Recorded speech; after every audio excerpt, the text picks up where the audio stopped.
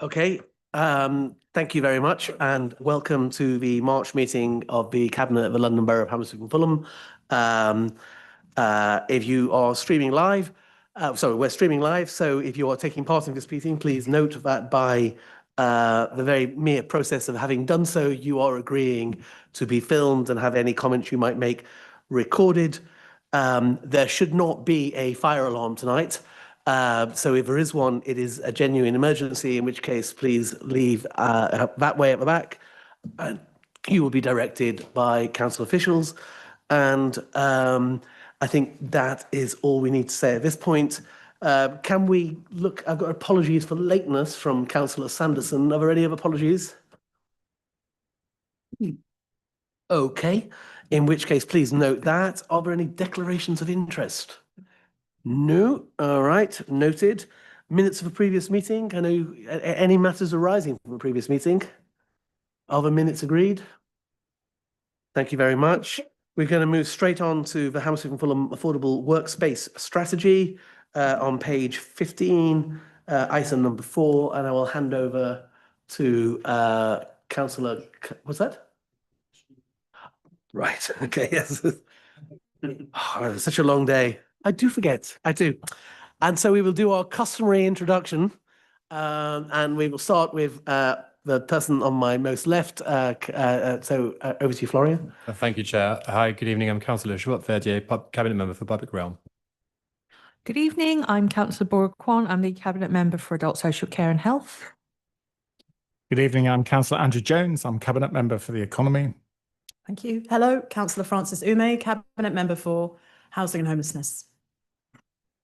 Good evening, Councillor Rowan Ree, Cabinet Member for Finance and Reform. Good evening, Councillor Rebecca Harvey, Cabinet Member for Social Inclusion and Community Safety. Hi everybody, I'm Councillor Wesley Harcourt, Cabinet Member for Climate Change and Ecology. Good evening everyone, I'm Councillor Zarar Kayum, Cabinet Member for Enterprise and Skills. Thank you. Thanks very much, I apologise for that. Well, good to have you here. We're very lucky also to have Councillor Adroni Alford from the opposition. Thank you again for attending. And we are joined by the Chief Executive, Sharon Lee, and the Monitoring Officer, Grant Degg. Okay, well, we've done the apologies, done declarations, done minutes, and therefore we are on H&F's Affordable Workspace. And back to you, Councillor Kayam. Thank you so much, Leader. This report seeks Cabinet approval of Hammersmith Fulham Affordable Workspace Strategy for 2026 to 2031, a priority project within the Upstream London Delivery Programme. The strategy aims to address the clear market failures in affordable workspace provision by exploring the full range of levers available to the Council, moving beyond planning policy alone to actively curate an affordable workspace ecosystem. Adopting an entrepreneurial municipal approach, the Council will take proactive role in facilitating, implementing, and brokering delivering through 4 priority interventions, deploying 8.2 million of Section 106 funding ring fence specifically for affordable workspace in the borough. This comprehensive approach will support STEM sectors, directly advancing the upstream London by ensuring innovative businesses can access suitable, affordable space to start and scale. Cabinet is therefore asked to approve the strategy as a strategic framework, noting that any future fundings, allocation to specific activities outlined in the strategy will be subject to further reports in accordance with the Council's usual governance processes. Thank you. Excellent. Any questions to the Cabinet Member? Anything from the opposition? As since our reports are going to come back in future, then there's not very much to say about it at this moment, if you sort of follow that one. All I would say is there is something quite unusual gone on here, and this is, I congratulate Councillor Kayam on pushing this policy forward, is, when we came into administration, we were very fortunate to have 2 business commissioners. We briefed them back in 2014 that we wanted to become the best place for business in the European Union. Sadly, part of that was no longer possible, but we still had that aspiration of being a good place for business to thrive in the continent of Europe. And what Greg's key advice was, and he gave much of it, I'm always impressed that he gave us this advice while setting up his business as a startup, which turned out to be Octopus Energy, one of the few unicorns our country has produced. But he gave us this advice for free after carrying out a considerable amount of research in Hammersmith and Fulham, which is if you want to be a centre of startup businesses in the fourth industrial revolution, you have to create affordable, flexible office space. And those words, affordable, flexible office space, were new at that time. Now they're commonplace in Hammersmith and Fulham. And it has led us to take a number of measures, mostly using other people's money. It's of no surprise to anybody that in the austerity years since 2010, this council's lost 54% of its central government funding, and therefore our approach was to act as and develop something which we call entrepreneurial municipal government. We have the idea, we coalesce and excite people about that idea, and then we use their resources to make it happen. So what we now see is in Fulham Football Club, in the stand that we suggested to them, we see a fintech accelerator. And what we see at Scale Space, in the space that we suggested to both Blenheim Chalcott, who we put in touch with our partners at Imperial College London, and suggested Scale Space, where we had our first full council meeting at the beginning of this political term, is again startup space where small businesses can scale. And we're in conversations with many other businesses and many other organizations about how we build startup space, which marries our plan of adding in anchor businesses in fourth industrial revolution industries and lined up to our pathway bond, which gives young people the chance to get those jobs in those sectors. Crucial to this all the way through will be making this a place where entrepreneurs can start up and thrive and are given the best chances to do that. And that's why this paper is extremely important, because we will now put the public investment we've won from Section 106 and SIL into making that a feature of how Hammersmith and Fulham operates. So it's a very, very good paper. And just to clarify where we're at, for the record, when we set out on this journey in 2014, we must have looked quite crazy going around telling people we wanted to be a global economic hotspot in fourth industrial revolution industries. Well, 10 years later, we now have more high-value business investment than all the rest of West London combined. Look at us on the map. We're the third smallest borough in London. So to have £6 billion of investment in Hammersmith and Fulham is quite an achievement. We have 17,000 jobs in science, tech, engineering, maths, medicines, media and arts industries, which is, again, an awful lot of jobs that we have curated, not created, but curated. And we have more spin-out startups than anywhere else in the United Kingdom.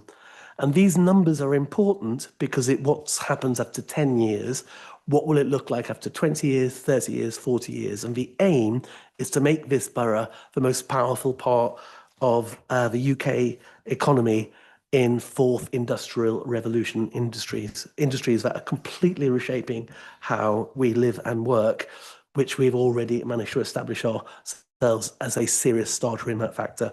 This paper is therefore crucial to that mission, and therefore I commend it. Is that paper agreed? Thank you very much. We next move on to H&F Enhanced Biodiversity Duty, and I hand over to you, Councillor Harcourt. Thank you, Leader. It's a statutory duty under the Environment Act 2021 to produce a report on the Enhanced Biodiversity Duty. Ecology and diversity, as I'm sure you all know, and climate change are part of one of our main policies. The report sets out key achievements from the period January 24 to January this year. It covers 6 tiny forests. We're planting the 7th tomorrow. I'll be helping out in that. And for anyone who doesn't know what a tiny forest is, it's an area the size of a tennis court where some 600 mainly native species are planted, and they soon grow up in over a couple of years into sort of dense woodland with enhanced biodiversity, etc. We've had 46,000 square metres of greening in the borough, 3,500 trees planted as part of our tree strategy, SUD schemes, the No Mow May policy, the work of the Friends of the Groups, and the green investment, which now stands at some 4.2 million. The report also draws attention to the work the borough has done on nature recovery and the ecological value of wormwood scrubs, where native planting again and traditional low-impact meadow management using shire horses and scything has been implemented. I haven't been able to have a go at scything yet. You need to be specially trained before they let you loose with one, but I'm hoping to have a go at that before too long. Finally, the report looks ahead to 2030 and the council will continue expanding habitat provision, planting four more tiny forests, that's including the one I just mentioned, and increasing canopy cover. We will improve meadows, create more ponds. Biodiversity is going to remain central to planning and regeneration, and it will be guided in part by the forthcoming London Local Nature Recovery Strategy. Excellent. Are there any questions on this paper from the Cabinet? Question from the opposition?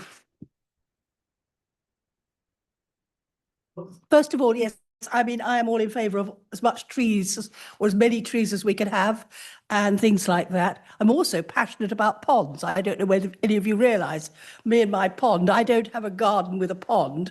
I have a pond with a garden. It's entirely, my garden is made up of a pond, virtually. So I'm very much in for this sort of thing. So I would just like to say I'm in favour of this. So, As ever, very welcome. And we all should be. You know, when we grew up, there was far more biodiversity in our country than there is now. And so the question is, where's it all gone? Where have all the sparrows gone, which I used to see all over London at one point? And where are they now? You can see these changes happening incrementally. You sort of don't notice them. But actually, if it continues, it's dangerous. And we determined to be an administration that stepped into that space. I've been in Friends of the Earth since I was a teenager. I've always thought this was important. And that's why when I think our first 6 months in office, we became the first council in Britain to ban the use of glyphosates, which was a cheap way of getting rid of weeds.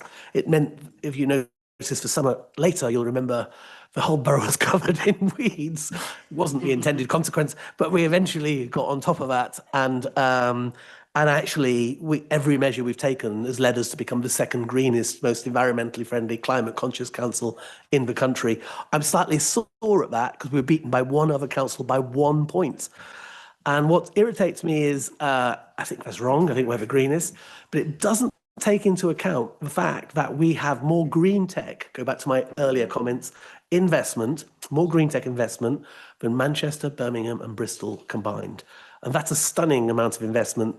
So the two ways we'll protect our diversity is to find new ways to re-establish it and protect it. And the second way is to fix the harm done that we've done in successive generations since the first industrial revolution to our planet. And that's what the green tech investment will produce. All right. worthy one. So you should not be alarmed. I'm delighted to hear that we're using shire horses. That is what you said, isn't it, Councillor?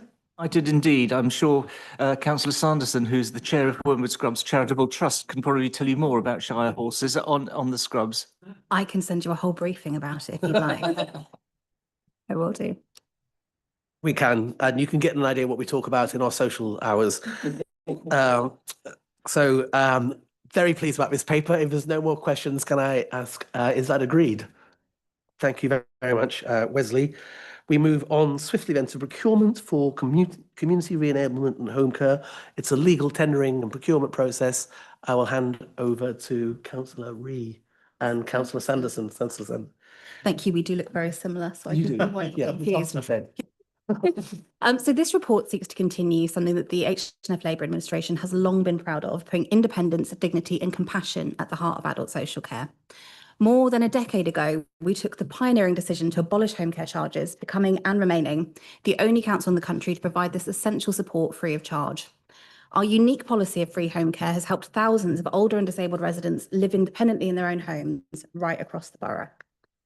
But we must also ensure that these services, whilst compassionate, are sustainable and fit for the future. Demand is rising and needs are becoming more complex across the land. And that is why this procurement strategy focuses on prevention, re-ablement and independence, helping residents regain skills and confidence, reducing unnecessary hospital admissions and ensuring that care is delivered locally, consistently and with dignity. It is about protecting what matters most, supporting people to stay in the homes they love, in the communities they belong to, with care that treats them as whole individuals, whilst ensuring that taxpayers' money is used wisely to deliver the very best care in our communities. That is exactly what residents in Hammersmith and Fulham deserve and something that we are very proud to deliver, and that's what this procurement strategy is setting out. excellent. Right. Are there any questions to the Deputy Leader on this paper? No? Oh.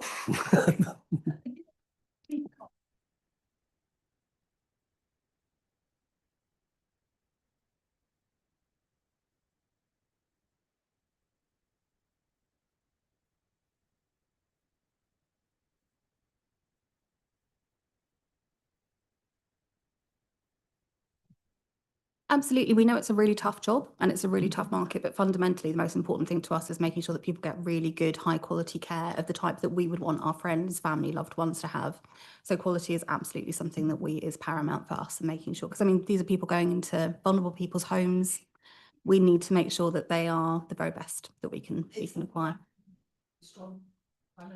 Just to say, that I feel very strongly about, that we must be sure that whatever agency or whoever we are using, they are thoroughly vetted, and that they are, I hate to use the word monitored, but they are supported, and also everybody's aware of what they're doing, because I have known cases which I've had to go to social services about, where regretfully carers come in and do not perform the jobs that they should be doing.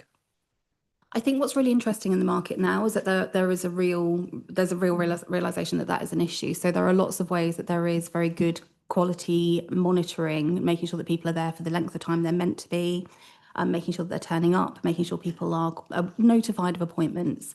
There's a lot of advancements in the sector, which is wonderful. There's a lot of private investment in the sector, which is slightly less wonderful, but there are some aspects of innovation within it as well. But fundamentally, we want to make sure that we're providing services that we can feel proud of and that would be good enough for our loved ones. And so that's the ethos that we've taken forward with it, just going, how do we make sure this is something we'd be happy to have for our own parents, grandparents, loved ones?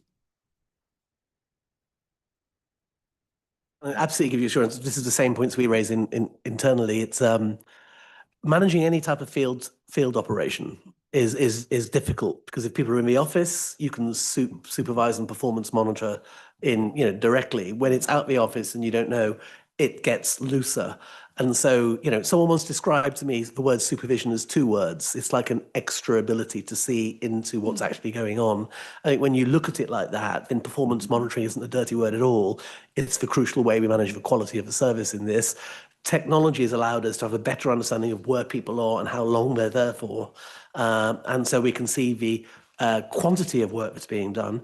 And then spot checks allow us to manage the quality of work. But it is an ongoing challenge, and we're always looking to advance it for the reasons that the deputy leader said.